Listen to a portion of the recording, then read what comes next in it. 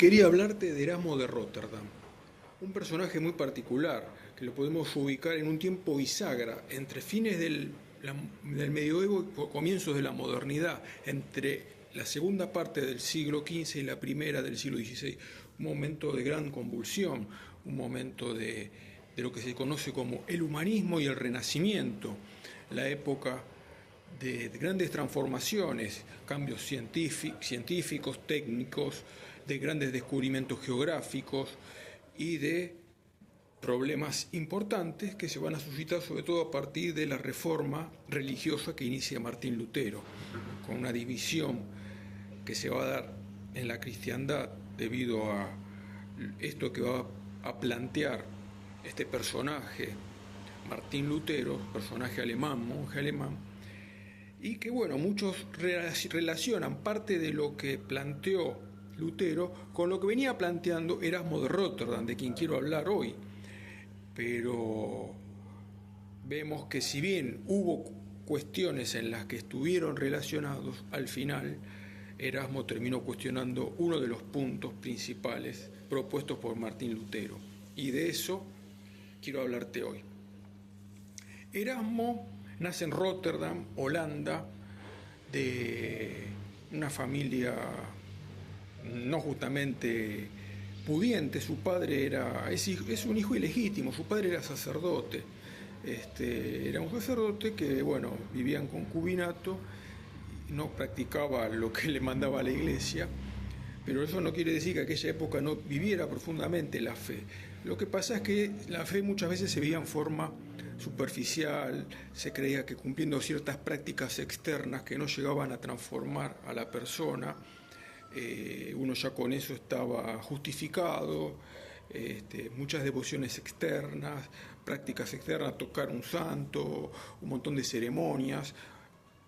Cumpliendo con eso, muchos decían, bueno, ya está. Y faltaba por ahí la conversión de vida, que es lo que vieron los humanistas de ese tiempo y que también lo vio Lutero, llevando esto a un extremo, ¿no? Porque en definitiva el luteranismo después va a terminar derribando la esencia misma de la fe del cristianismo, que son los sacramentos, la misa, por ejemplo. Pero no es ahora importante entrar en el tema de Lutero, no es lo que me interesa, sino de Erasmo, tiempos del humanismo, donde también se estaba cuestionando cierta decadencia en la que había caído el saber de aquella época, la escolástica, la teología. Se habían caído en muchas fórmulas y en muchas cuestiones, todo tendía a anquilosarse el saber de aquellos tiempos, y lo que los humanistas van a proponer, a veces yéndose a extremos o cuestionando cosas importantes que el medioevo había desarrollado, pero ya estamos en un medioevo decadente, ¿no? Y entonces cuestionando las formas de hacer ciencia de aquellos tiempos, de hacer teología, y planteando una vuelta a los padres, por ejemplo, a los clásicos. Para esto proponían un estudio de las lenguas clásicas, de las lenguas muertas, o no tan muertas, ¿no? Porque el latín se usaba en la liturgia, era el idioma universal del saber y de la iglesia, y también volver al griego o volver al hebreo para poder traducir el texto bíblico en una mayor pureza en su lengua original, el Antiguo Testamento, el hebreo, no el Nuevo Testamento, el griego. Bueno, estaba toda esta agitación.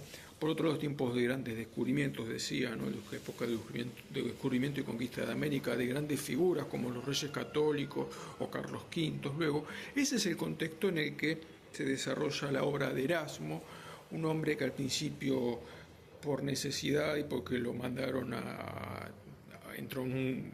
era por ahí las formas de poder ubicarse en la sociedad de aquel tiempo, entró en un monasterio, pero sin mucha vocación monástica. Cuando pudo salió, criticó la educación que se le daba en aquel monasterio.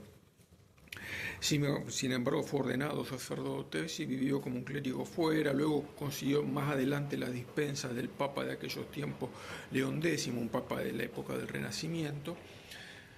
Un paréntesis, digamos también que este es el tiempo de Maquiavelo, de Tomás Moro, que fue un humanista, planteó reformas, planteó cambios, pero después murió mártir, ¿no? Por la fe que él profesaba en tiempos de Enrique VIII. Y bueno, el tiempo de la imprenta, justamente la obra de Erasmo se va a comunicar, se va a poder transmitir gracias a la imprenta.